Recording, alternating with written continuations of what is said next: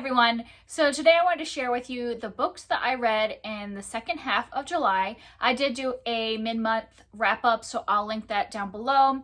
And it'll seem like I read a ton of books in the second half of the month, but the thing was, I was really trying to finish up a lot of my currently reading books. I had like a ton of books that I had started either earlier in the month or even months previously, and just like my Goodreads currently reading list was just ridiculous because I had kept starting things and then putting it down and then moving on. And so basically I just finished the majority of the books on that currently reading list. So I think I have like 8 books here, but it's more impressive sounding than it actually is because I had started almost all but like one of these books by the time we got to the mid-month point. Also, I had quite a few books I did not enjoy. So what I'm going to do this time is I'm going to start with my favorite book and then go down, because I feel like if I start at the bottom or even talk about any of those, I have like 3 books that got 2 stars, I think. If I talk about those 2-star books towards the beginning, I'm just going to get in a bad mood. So I figure I'll start with my books that I actually like and want to recommend to people. And then if you don't feel like hearing me rant towards the end, you can just, not watch the rest of the video. So let's start with I think I have 4 books that I legitimately liked and would recommend. So first off is a 5-star read. I have Other Words for Home by Jasmine Warga, and this is a middle grade book written in verse, and I've been hearing people praise this book for a couple years now and everybody talk about it. I don't know why it took me this long to pick it up, but I finally did, and it was so good. Definitely worth all the hype that I have heard in the booktube realm of people that read middle grade novels. This is about a girl named Jodi who she lives in Syria with her family, and there's a lot of stuff going on in Syria that her mother especially is worried about the family's safety. So her and her mother, who is pregnant, leave Syria and come to live with her uncle in Cincinnati, Ohio, in order, for while her mother is pregnant, to stay safe and stuff like that. And so her father and brother are still back in Syria. And so there's just a lot going on of what's happening in Syria, what it's like to be a foreigner in a country where she does speak English, but when she gets here, she realizes that maybe she doesn't speak well enough to really understand what everything that's happening, or that other people understanding her and things like that, and just finding her place again, because she was a rather outgoing person when she lived in Syria, but then kind of becomes a little more shy just because of language barriers and customs barriers and things like that happen when you are in a new place. And I just thought this was beautiful. I loved our main character and just seeing how she came into being herself again in this new place, and the family dynamics and stuff like that, the relationships with the way she cares for her brother and her parents and all that. And just everything about this was just beautiful. I ended up listening to this while every once in a while I would follow along, but I mostly listened to it, and the narrator did a great job. So I would definitely recommend the audiobook if you have access to it. So yeah, definitely like this, and would try anything else that Jasmine Warga has written because it was really good. And the other book I gave 5 stars to is Soul Lanterns by Kuzki, and technically this is counted as a new release in 2021 because that's the year it was translated, but it was originally written in Japanese in 2013. But this was so good. It's really short, so if you just want a short book with a lot of impact, I would say pick this up. And in this we follow our main character Nozomi, and I think she's 12 at the beginning of this book, and she lives in Hiroshima, and her and her family are taking part in this lantern lighting ceremony where they light lanterns for somebody who died during the bombing during World War II, and they place them in the water and the lanterns float away. And something happens during this festival that makes her kind of think that there's a secret in her family. And then also something happens to her teacher when she goes to school that also is related to the bombing. And so Nozomi and her classmates decide that they're going to do this art exhibit called Hiroshima Then and Now, where they kind of create art of what it was like before the war and what it is like after the war.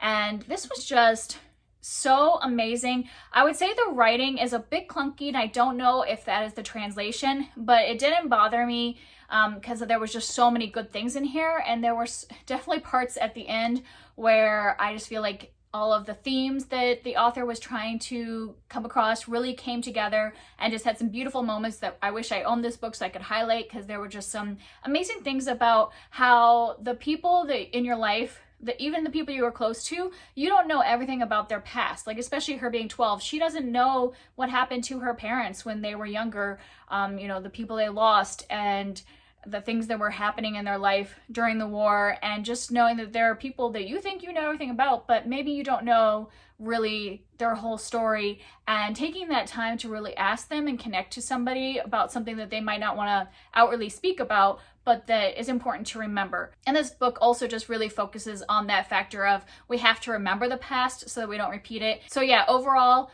was really impactful. I'm really glad I read this, especially since I feel like there's a gap in my education of the Japanese part of World War II, because we are so focused, you know, in America about our side in the war and things like that. And then we learn a lot about the Holocaust part of it, but I don't feel like I knew a lot about what was happening in Japan at the time. And so it was a little bit of information about that as well. It does not dive into that a lot because it's small. It's mostly about the impact on the survivors afterwards, but still so good. I would highly recommend that one as well. Then I had a couple 4-star books, the first of which is Autumn the Frost Giants by Neil Gaiman, and this version is illustrated by Chris Riddell, and that's why I picked up this version. I think that if I had read the regular paperback version that isn't the illustrated, like the original version that just has the story, I might have rated this lower, because I think that the art really contributed to my enjoyment of this. I'll just show you one of the art pieces at the beginning, because you don't want to get spoilers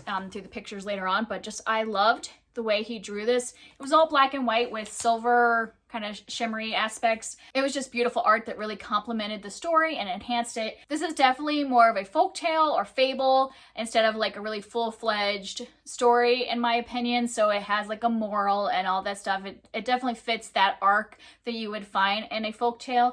So just go into that knowing it. And it is heavily inspired by Norse mythology, and I found that I really appreciated having read Neil Gaiman's book Norse mythology before reading this, because there were a lot of times when he would just put little snippets of some of the stories from that book, and obviously if you've read other Norse mythology you probably would have known those things. That just happens to be the only Norse mythology book that I have read, but there were snippets of those myths in here, but not fully explained because it's so short. So you would just hear like a little bit of something that Loki did in the past and it would hint towards it, but you don't know the full story. And so I think that it's kind of nice to have read something about Norse mythology before picking this up, so that you would kind of pick up on all those little things that are mentioned throughout the story. And this is also kind of written on a children's level, so keep that in mind when you pick it up. I don't mind that, because I feel like when I'm reading a fable, it should be kind of more directed at a wide range of ages. But yeah, I really enjoyed this. It definitely involves a lot of those Norse gods, like you see like Thor and Loki and all them. So if you're into that, pick this one up. Definitely get the illustrated version because the illustrations are amazing. Next, I read The Nightmare Thief by Nicole Lesperance, and this one was really interesting because I didn't know anything about it when I heard about it. I basically was looking through Goodreads at like new middle grade books that came out in 2021, and originally I was looking for creepy middle grade because you can usually tell by the cover, and you know, I was gathering names of things that I wanted to read, and I saw this cover and I thought, oh, this just looks whimsical and fun. I wasn't expecting this to be creepy or anything. I just, from the cover, I was like, this seems like a cute fantasy. I'm gonna pick this up. But this turned out to actually be a creepy book. It's fantasy, but it also just has a lot of, especially in the second half of the book, has a lot of really scary moments. And there were times when I'm like, I'm glad I did not read this at night, because there were some things that legitimately scared me, even as an adult. And that just depends on what you're afraid of. If you have any fear of flying insects, then you probably will feel some fear in this, in the moments that I'm discussing. So yeah, so it just depends on what you're afraid of. But I did think this was a good version of a fantasy and creepy story. And this book was also interesting because I thought going into it, I expected it to be a full-on fantasy world, like a made-up world. But this takes place in our world, like in America, but there are certain people that have some little bits of magic. So not everybody has magic, but Marin's family, our main character, their family has dream magic. So they have this shop where they basically sell dreams or nightmares. And so when people, you know, put these in their mouths right before they go to bed, it can, you know, sway what they're going to dream about. So they could take a flying dream or whatever. They can create any dream custom made for the person of what they want to dream about that night. And some people like being scared by having nightmares, just like, you know, we might enjoy watching a scary movie. It's the same thing. You might want to have a nightmare to get, you know, the blood pumping and all that stuff. So Marin is apprenticing in her grandmother's shop, and at the same time she's also dealing with a lot of stuff with her family because her sister was recently in an accident where she is in a coma, and Marin is like really tempted to give her sister some dreams to try to like help her brain respond and for her to get better. But there's a rule in the shop that you cannot give anybody a dream unless they consent to it. And obviously her being in a coma, she cannot consent to be given a dream. And so Marin's kind of like dealing with whether she should, you know, break that rule and what are the moral implications in giving her sister a dream, but if it like helps her, is that okay? So there's that struggle going on. And at the same time, a woman comes into the shop and starts asking for a bunch of nightmares. And that kind of sets off this whole chain of events that leads to what becomes the nightmare thief. And yeah, I don't want to say any more than that. Those are basically the beginning plot points. But this does get, like I said, you know, it gets more intense as the story goes on. I did really enjoy the way the tension built in this, the way the villain was developed and how we saw her kind of change throughout the story, and kind of her and Marin's like back and forth. There were things that annoyed me because Marin's young and she makes some bad decisions. Obviously that happens in a lot of books, right, to keep the plot going along. So that's why it wasn't necessarily 5 stars for me, because there was some like consistency problems of like the pacing at the beginning, and the decisions Marin was making it kind of like harder to get through the first half. But once we got halfway through, I kind of flew through the second half of this book. So I definitely would recommend it if you like that mix of like a fantasy world and a little bit of scary spooky stuff mixed in. Now on to my 1 3-star book, and that was Anne of Manhattan by Brina Starler. And this is said to be a retelling of Anne of Green Gables, but in modern times, so it's taking place in New York. And this didn't really work for me because it was trying to be 2 different things, and it kind of failed at both, in my opinion, or at least was mediocre in both. So one is the aspect of it being like a retelling of Anne of Green Gables. And the problem with that is that a lot of the times that we were connecting with the characters as, you know, Anne and Gilbert were flashbacks to like earlier times. So at the point in modern time, they are in their mid-20s living in New York, and they kind of run into each other at Queens College together and are in classes together and working on their thesis together. And so in modern times, they don't really feel like Anne and Gilbert from the book. Like their personalities don't really match that of the book. But in the flashbacks, we're seeing scenes that are basically pulled right from the original books almost. I mean, they're edited up to be more modern, but like definitely scenes that happened in the original. And so like, you know, we're told that this is like the Anne and Gilbert that we know, but then in modern times, they don't feel like Anne and Gilbert, if you know what I mean. Like, it just, the personalities don't feel like Anne and Gilbert. And then on the other side, I could have just looked at this as just a contemporary romance, like just forget completely about the Anne of Green Gables part and just look at it as a romance. But even as just a plain romance, it didn't really work for me because we're relying so much on knowing these characters already that I don't think she really developed their characters, like, because she was relying so much on us just knowing what Anne and Gilbert are like. But I didn't feel like they have those personalities, so then it just felt like they weren't real characters. So I couldn't connect to them and their romance because I just didn't know who they were as people, because I didn't really buy them as Anne and Gilbert. So it could have been a perfectly fine contemporary romance if the characters had been developed more just on their own right. Because even if you're doing a retelling, you need to develop the characters enough that we can connect to them. And I just didn't see that. So I gave it a 3 because it was fine.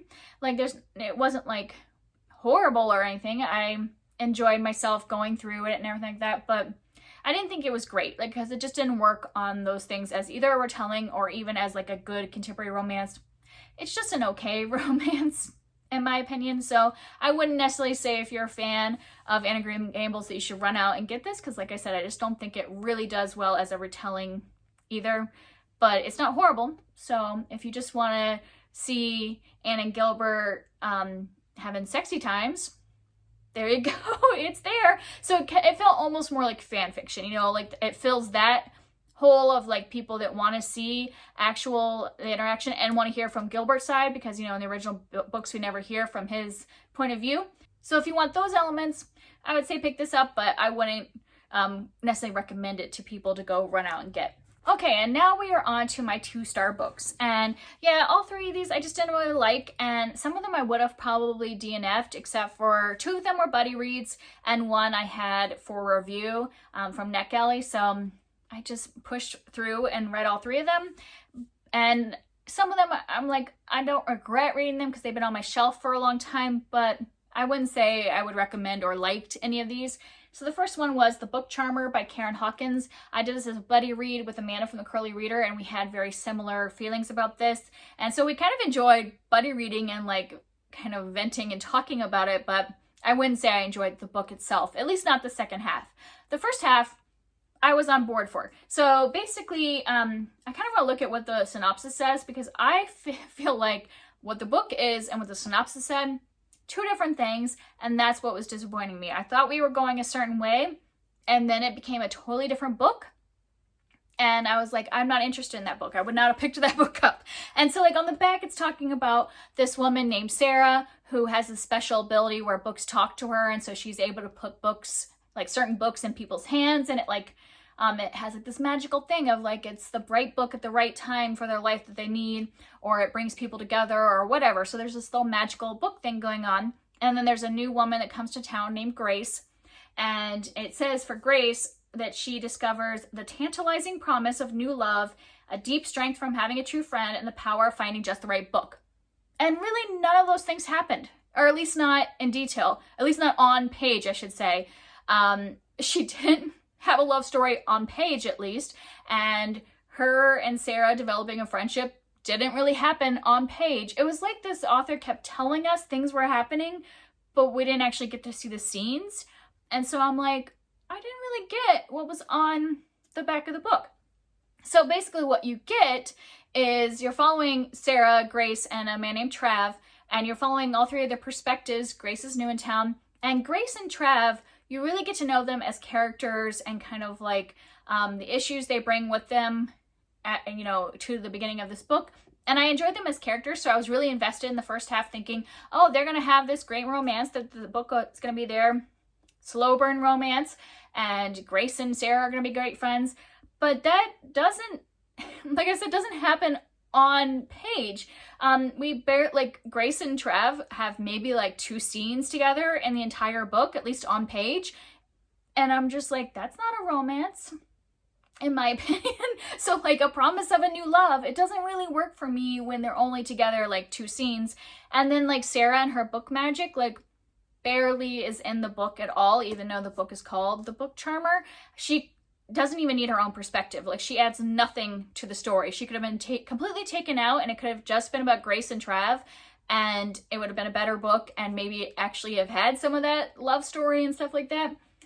But as it was like we were developing these characters, and then the second half of this book, nothing happens. They're planning this festival in town. That is the main plot, which is not even, I don't even think, it's not even mentioned on the back of the book. Yeah, it's not even mentioned on the back of the book, but that's what this book is about. This book is about them planning this festival, and that's all they talk about for the second half of the book, and it was so boring. So we're developing all these characters, and then, like, now it goes nowhere. Like, why are we at a festival? Why aren't we seeing a romance and a friendship build? I don't care what happens to this town's festival. So, yeah. I think that she just lost her way writing this, in my opinion. I didn't enjoy it because I didn't, maybe if I had known going in like it was a better synopsis, I would have known this isn't the book for me. But on the back, I was expecting a romance and a developing friendship. That's what I was expecting. and I didn't get it, so 2 stars. Then the other buddy read I did was The Anatomical Shape of a Heart by Jenn Bennett, and I read this with Chloe from Always Booked. And once again, we had a good time like chatting about it and venting about it to each other. So I don't regret buddy reading, even if I don't like the book. But if I had been reading this on my own, I would have stopped reading this halfway through. I had read this as part of a try chapter, and the first chapter did intrigue me, but then it just kind of went downhill from there because I just couldn't get on board with the relationship. This is about a girl named Bex who she is interested in drawing anatomy. So she likes to do like sketches of like parts of the body. And she's trying to get this kind of like internship where she can go into an anatomy lab at a, medical college and actually sketch real life cadavers so that she can be entered into this art exhibit that is like a science art exhibit. And so that's kind of like the main thing. And that was what pulled me in at the beginning of the story, because I'm like, that's interesting. I've never heard of anybody that is a, anatomy artist. And so that aspect of the book was what pulled me through the whole thing. That was the only thing I was invested in. I just thought that was a really interesting plot point. I've never seen that as like part of a character's job or interest or things like that. And that is a big part of the book. So if that's something you're interested in, maybe you'd be okay with it. But the part that I just didn't enjoy was the romance. So she meets this boy, what was his name? I forgot now, Jack.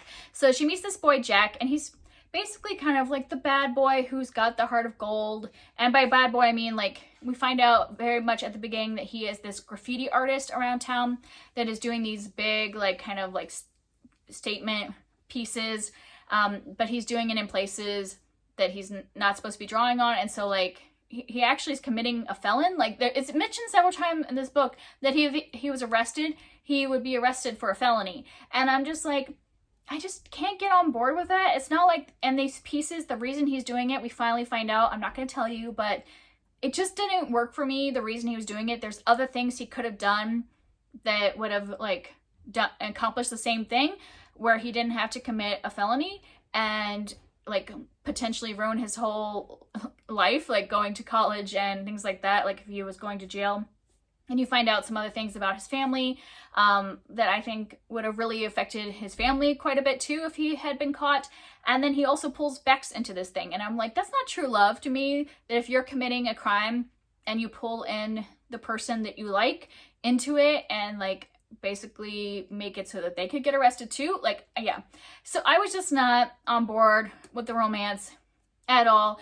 And I think that maybe if I was a teenager, maybe I'd be into that whole like, he's an artist and a bad boy, but like, he's doing his art for a reason and all that stuff. But as like a 40-year-old woman, I'm like, stop. Like, you need to do something else with your art. And not that I'm against like graffiti art like all the time, like, but the way he was doing it just didn't work for me. I couldn't get behind it. And so, yeah, the only thing that I liked about this book was the anatomy art. Everything else I could have done without. And then the last book was a real disappointment to me, and that was My Contrary Mary by Cynthia Hand, Brodi Ashton, and Jodi Meadows. And this is the first book in a new like series from them. They had written the 3 books about Janes, so it's like My Lady Jane and My Plain Jane, and I can't remember what the other, My Calamity Jane? Yeah, so they had written that series, and now they're starting one with Mary's, and this is about Mary, Queen of Scots. And it's set in the same world as My Lady Jane, which is why I skipped right to this one. I hadn't read the other Jane books. I've only read My Lady Jane, and I loved it. I love like the magical world where people became animals, and I thought it was funny, and it was just like really witty, and I liked the romances. They were cute. And this reminds me of like when different like comedy movies then they're really good and they're fun, and then they create a sequel and it just bombs. Like it's just a horrible sequel because it's trying to do the exact same thing, and you're like, well, we already did that, and now you just feel like a gimmick. Don't try to create the exact same thing, but just make less funny jokes and try to ride on the success of the first thing. That's what this felt like. This felt like watching a scary movie, but then they like watching the sequel, where it just tries to do the exact same thing, but less quality. And that's what I felt like in this, that the characters were not compelling. We follow Mary Frances, who's the Prince of France, and then a third character who is named Ari. And I just did not feel connected to any of these characters, didn't really care what happened to them. Yeah, I didn't find them good characters or their romances. I felt their romances were really bland.